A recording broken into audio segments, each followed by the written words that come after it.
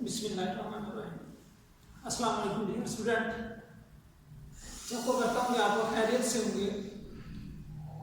Chemistry का हमारा काम है जो chapter 4 structure of molecules, lecture number हमारे पास 1 है कि चैप्टर नंबर 4 हमने स्टार्ट किया है, इसका लेक्चर नंबर हमारे पास 1 है। और ये हमारे पास है define chemical bond, why atoms form chemical bond, कि हमारे पास केमिकल बॉन्ड क्या होता है और मजीद जो एटम होता है वो केमिकल बॉन्ड क्यों बनाता है। काफ़ी ज़्यादा इंपॉर्टेंट क्वेश्चन है ये वाला, ये 2 दफ़ा लोअर बोर्ड में लॉन्ग क्वेश्चन के तौर पे आ चुका है, तो इसका मतलब काफ़ी ज़्यादा इंपॉर्टेंट ये लॉन्ग क्वेश्चन। अच्छा, हमारे पास टॉपिक इसका define chemical bond, why atoms form chemical bond. Chemical bond होता क्या है और जो एटम्स होते हैं वो आपस में केमिकल बॉन्ड बनाते क्यों।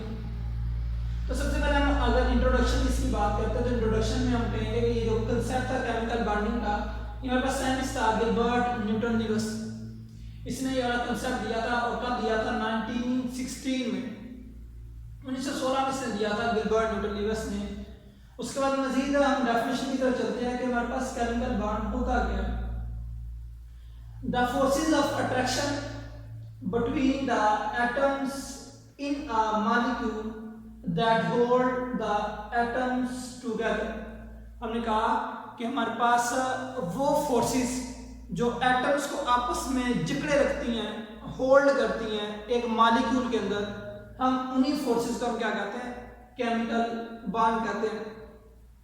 यानी पहली बात हमें ये पता ही है क्योंकि जब हमारा जिस्म भी बहुत से एटम से मिलकर बना हुआ है और भी बहुत सी चीजें हैं इर्द गिर्द, हर चीज जो है वो एटम से मिलकर बनी हुई है, तो हमें पता है कि जो एटम्स होते हैं वो क्या होते हैं, आपस में जकड़े होते हैं। और जब भी किसी चीज को शेप मिलती है वो शेप तब ही मिलती है जब एटम्स होते हैं आपस में जुड़े हुए होते हैं। तो इसी तरह वो फोर्सेस जो एटम्स को आपस में जोड़े रखती हैं वो हमारे पास क्या कहलाती हैं, केमिकल बॉन्ड कहलाती। अच्छा, हमारे पास मेन क्वेश्चन है why atom form chemical bond. जो एटम होता है वो केमिकल बॉन्ड क्यों बनाता है, यानी एटम केमिकल बॉन्ड या बॉन्ड क्यों बनाता है। पहली बात हमारे पास मेन इसका पॉइंट है टू अचीव स्टेबिलिटी, स्टेबिलिटी को अचीव करने के लिए। अच्छा, अब स्टेबिलिटी क्या है। अब स्टेबिलिटी होती है कि इंसान किसी के ऊपर इन्हिसार छोड़ दे। फॉर एग्जाम्पल हर इंसान चाहता है कि वो ज़्यादा से ज़्यादा स्टेबल हो। जब इंसान पैदा होता है उसी वक्त से उसके ज़हन में चीज़ आना शुरू हो जाती है कि मैं स्टेबल हो जाऊँ, बड़ा हो के मैं किसी अच्छी जगह अच्छी पोस्ट पे ऑफिसर लग जाऊँ, या और भी मुख्तलिफ ख्वाहिशात इंसान की होती है कि वो कहता है कि मैं स्टेबल हो जाऊँ या मैं किसी के ऊपर जो मैं मुनसिर हूँ वो ना हूँ, यानी अपना इंसार जो किसी को छोड़ दूँ। इसी तरह से एटम्स क्या करते हैं, वो इसी स्टेबिलिटी को अचीव करने के लिए आपस में रिएक्ट करते हैं और केमिकल बॉन्ड जो होते हैं वो बनाते हैं। अच्छा, पहली बात अब हमारे पास क्वेश्चन ये आ जाता है कि जो एटम्स हैं वो केमिकल बॉन्ड कैसे बनाएंगे। हमारे पास 2 रूल्स होते हैं, या पहली बात हमें ये भी पता होना चाहिए कि एक एटम जो है वो स्टेबिलिटी अचीव कैसे करेगा। हमें ये भी पता होना चाहिए ना कि अगर उसने स्टेबिलिटी अचीव करनी है तो वो कैसे करेगा। हमारे पास 2 रूल्स हैं स्टेबिलिटी को अचीव करने के। पहला हमारे पास है डुप्लेट रूल। पहला हमारे पास कौन सा है, डुप्लेट रूल। अब डुप्लेट रूल क्या कहता है, वो कहता है कि अगर आपके पास आधी शेल में 2 इलेक्ट्रॉन्स आ जाते हैं, एक एटम है और उसके पास आधी शेल में 2 इलेक्ट्रॉन्स आ जाते हैं तो वो भी स्टेबल हो जाता है। यानी इसका मतलब हमारे पास जब डुप्लेट रूल की हम बात करते हैं हम कहेंगे अटेनिंग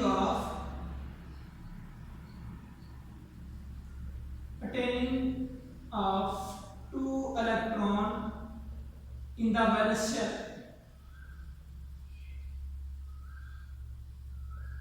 यानी एटम का अपने वैलेंस शेल में 2 इलेक्ट्रॉन्स को पूरा करना, अटेन करना, वो क्या कहलाता है, वो डुप्लेट रूल कहलाता है। ये भी इंपॉर्टेंट शॉर्ट क्वेश्चन है, लोअर बोर्ड में आया हुआ। What is difference between duplet rule and octet rule.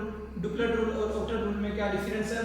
तो डुप्लेट रूल हम कहते हैं कि attaining of 2 electron in the valence shell, अपने वैलेंस शेल में 2 इलेक्ट्रॉन्स को हासिल करना, वो क्या कहलाता है, डुप्लेट रूल कहलाता है। ये लेकिन ये जो डुप्लेट रूल है ये सिर्फ लिमिटेड है चंद एलिमेंट्स के लिए।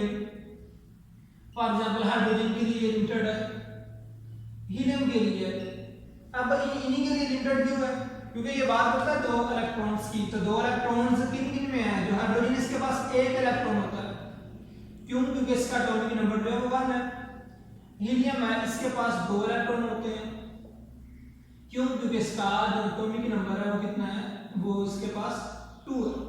तो इसका मतलब है ये जो रूल है डुप्लेट रूल, ये एप्लीकेबल है सिर्फ हाइड्रोजन पे और हीलियम पे, क्योंकि हाइड्रोजन के पास 1 इलेक्ट्रॉन है और हीलियम के पास 2 इलेक्ट्रॉन है।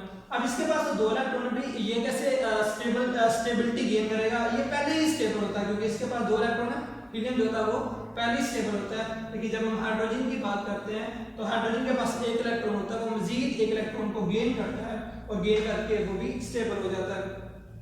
अच्छा, ये तो हमारे पास पहला रूल था, attaining of 2 electron in the valence shell, इसका डुप्लेट रूल। लेकिन अगर हम ऑक्टेट रूल की बात करते हैं तो ऑक्टेट रूल के बारे में हम कहते हैं अटेनिंग ऑफ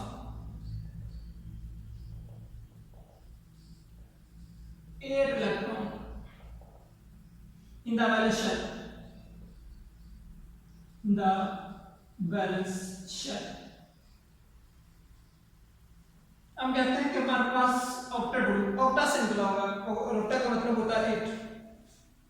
हम कहते हैं attaining of 8 electron in the valence shell, अपने आयन शेल में 8 इलेक्ट्रॉन्स को गेन करना, वो कहलाता है ऑक्टेट रूल कहलाता है।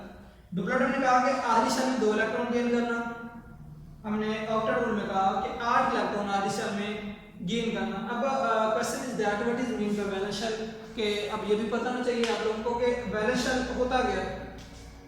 अच्छा, फॉर एग्जांपल मैं एक एटम है हमारे पास, मैं चले किसी भी एटम की बात कर लेता हूं, मैं इस तरह करता हूं कि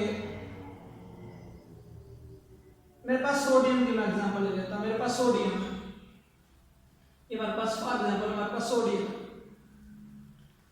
अब ये जो सोडियम है हमारे पास, इसके पास इसका एटॉमिक नंबर होता है 11, इसके पास होता है 11 इलेक्ट्रॉन। पहला शेल हमने पढ़ा हुआ, पहला शेल हमारे पास होता है के शेल और उसकी मैक्सिमम कैपेसिटी होती है 2 इलेक्ट्रॉन को अकोमोडेट करने की। दूसरा हमारे पास शेल होता है एल, और एल में 8 इलेक्ट्रॉन जो होते हैं वो पाए जाते हैं, यानी 8 मैक्सिमम इलेक्ट्रॉन, 8 से ज्यादा इसमें इलेक्ट्रॉन एंटर नहीं हो सकते। और मजीद हमारे पास, क्योंकि इसके पास 11 इलेक्ट्रॉन थे, क्योंकि एटॉमिक नंबर इसका 11, 2 और 8 10, 1 इलेक्ट्रॉन रह गया, तो ये इसके पास लास्ट वाले शेल में 1 इलेक्ट्रॉन आ गया। अब ये जो इसका बरूनी शेल है, जिसे हम आउटरमोस्ट शेल कहते हैं, इसे हम कहेंगे वैलेंस शेल। तो इसका मतलब है डुप्लेट रूल और ऑक्टेट रूल कहते हैं, या आप ये वाले शेल में 2 इलेक्ट्रॉन या 8 इलेक्ट्रॉन हासिल करना, वो क्या कहलाता है, वो डुप्लेट रूल और ऑक्टेट रूल कहलाता है। लेकिन पहली बात, सिर्फ ये मैंने कहा डुप्लेट रूल सिर्फ एप्लीकेबल है हाइड्रोजन पे और हीलियम पे, ये सोडियम है, इस पे बिल्कुल एप्लीकेबल नहीं है, ये सिर्फ एप्लीकेबल है हाइड्रोजन पे और हीलियम पे, क्योंकि हीलियम के पास 2 इलेक्ट्रॉन होते हैं, हाइड्रोजन के पास 1 इलेक्ट्रॉन होता है, तो इसी वजह से इस पे एप्लीकेबल नहीं है।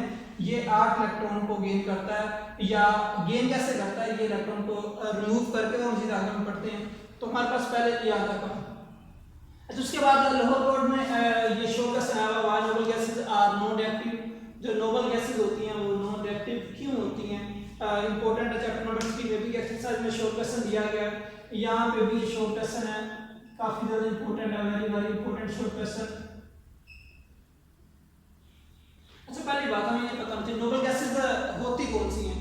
हमारे पास पीरियोडिक का ग्रुप नंबर 18 है, 18 वाला जो हमारे पास ग्रुप है, उसमें हमारे पास मेंबर आ जाते हैं फ्लोरीन, क्लोरीन, ब्रोमीन, आयोडीन, और सॉरी ये हमारे पास ये हाइड्रोजन है। नोबल गैसेस की बात करें, हमारे पास आ जाएगा helium, neon, argon, krypton, xenon, radon, ये हमारे पास नोबल गैसेस की फैमिली है। इनके बारे में जब बात करते हैं तो इसके पास 2 इलेक्ट्रॉन होते हैं, इसके पास 10 होते हैं, 18 होते हैं, एंड सो इस तरह काम चलता जाता है। अब नोबल गैसेस जो होते हैं, इनके पास अपना बैलेंस शेल जो होता है वो टोटली कंप्लीट होता है। तो इनफैक्ट एटम्स क्या चाहते हैं, वो भी चाहते हैं कि उनके पास 8 या 2 इलेक्ट्रॉन आ जाए, लेकिन नोबल गैसेस के पास वो पहले मौजूद होते हैं।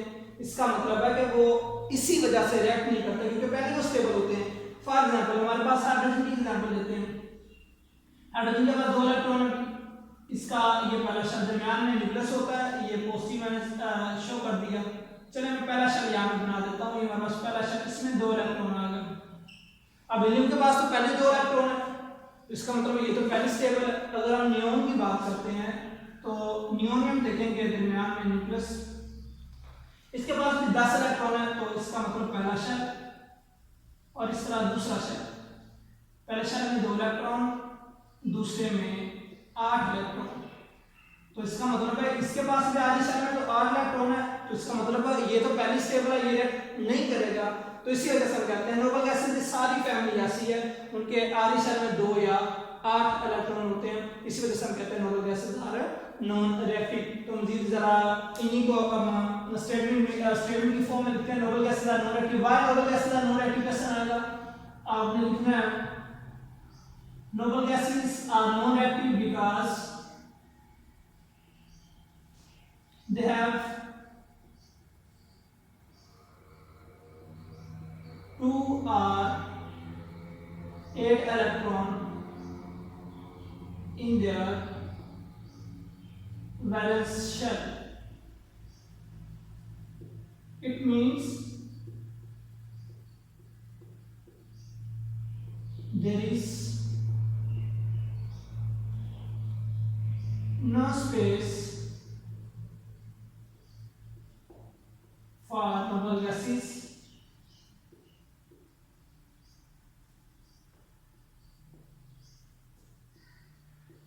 to accommodate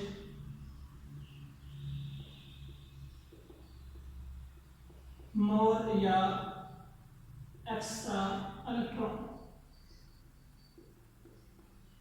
That's why noble gases are non-reactive. हमने कहा कि because they have 2 or 8 electron in their valence shell, हमने ये कहा कि इनके पास सारी शेल में क्या होता है, या फिर 2 इलेक्ट्रॉन होते हैं या फिर 8 इलेक्ट्रॉन होता है, क्योंकि यही तो साइन है स्टेबिलिटी का, इनके पास तो पहले ही मौजूद है। तो इसका मतलब है इसी वजह से नोबल गैसेज होती है, क्योंकि उनके आधी शेल में या 2 इलेक्ट्रॉन होते हैं या फिर 8 इलेक्ट्रॉन होते हैं, तो उनका जो लास्ट वाला जो जिसे वैलेंस शेल कहते हैं वो फिल होता है। इसी वजह there is no space for noble gases to accommodate extra electron. या यहाँ पे अगर ये इससे भी बेहतर ये अगर हम यहाँ पे ये लाइन लिख दें, there is no space in valence shell, there is no space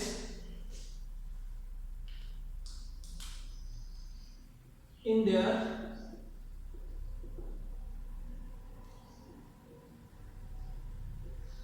valence shell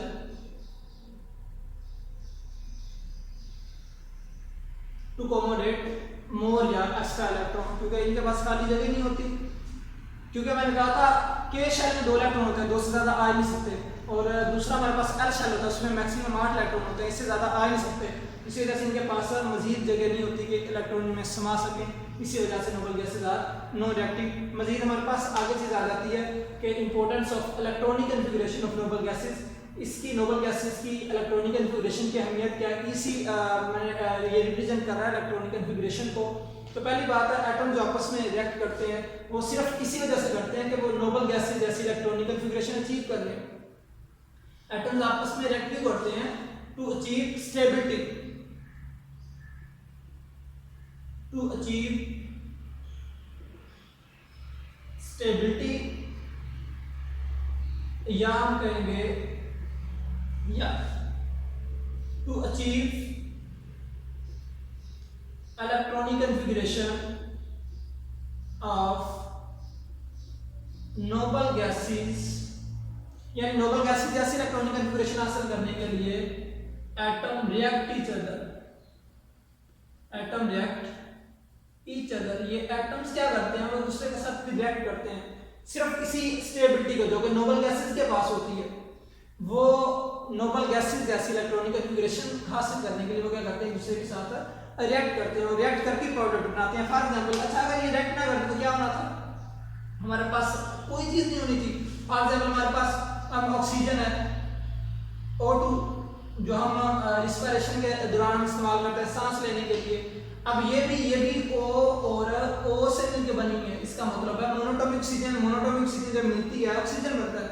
अगर ये भी स्टेबल होता ये भी स्टेबल होता तो ऑक्सीजन कैसे बनती। अगर फॉर एग्जांपल हम वाटर की बात करते हैं, वाटर H2O, यहाँ पे 2 हाइड्रोजन है और यहाँ पे 1 ऑक्सीजन। अगर ये सारी चीजें स्टेबल होती तो इसका मतलब वाटर कैसे बनता। तो यही रीजन है कि इलेक्ट्रॉनिक कन्फिगरेशन जो कि नोबल गैसेस की होती है उसी को अचीव करने के लिए ये क्या करते हैं, आपस में रिएक्ट करते हैं। तो मजीद जरा हमारा इसका थोड़ा सा बाकी रहेगा, शॉर्ट क्वेश्चन ये भी है, how atoms attain electronic configuration of noble gases, जो एटम्स होते हैं वो इलेक्ट्रॉनिक कन्फिगरेशन नोबल गैसेस जैसी कैसे हासिल करते हैं। तो भाई यहाँ पे हमारे पास देयर आर 3 वेज, हमारे पास 3 तरीके होते हैं कि जिससे एटम जो होते हैं वो इलेक्ट्रॉनिक कन्फिगरेशन नोबल गैसेस जैसी अटेन करते हैं। तो हमारे पास पहला होता है बाय शेयरिंग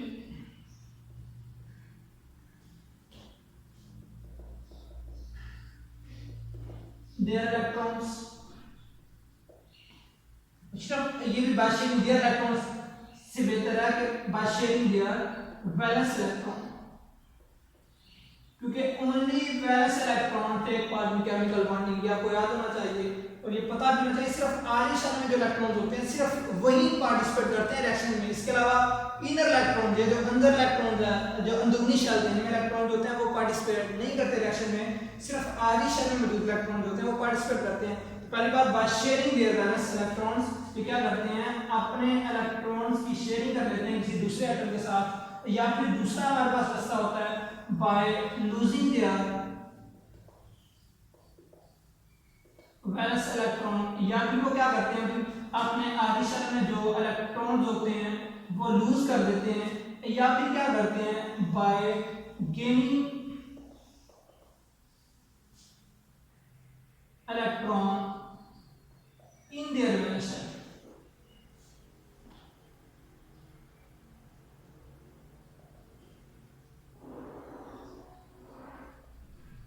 या फिर वो क्या करते हैं, या फिर वो अपने अंदरूनी शेल में जिसे हम ऑटोनोमस शेल कहते हैं उसमें क्या करते हैं इलेक्ट्रॉन को गेन कर लेते हैं। लेकिन ये भी एक ना रूल होता है, हमारे पास रूल ये होता है कि जिसके पास 4 से ज्यादा इलेक्ट्रॉन होते हैं वो इलेक्ट्रॉन को गेन करता है, जिसके पास 4 से कम इलेक्ट्रॉन होते हैं आरी शेल की बात कर रहे हैं, जिसके पास 4 से ज्यादा आरी शेल में इलेक्ट्रॉन होते हैं वो इलेक्ट्रॉन गेन करेगा, जिसके पास 4 से कम होते हैं वो इलेक्ट्रॉन लूज करेगा। क्वेश्चन इज दैट कि जिसके पास 4 होते हैं वो क्या करता है, अभी वो शेयरिंग करता है, क्योंकि हमारे पास थर्ड ऑप्शन जो बच जाती है वो शेयरिंग की बच जाती है, वो क्या करते हैं शेयरिंग करता है।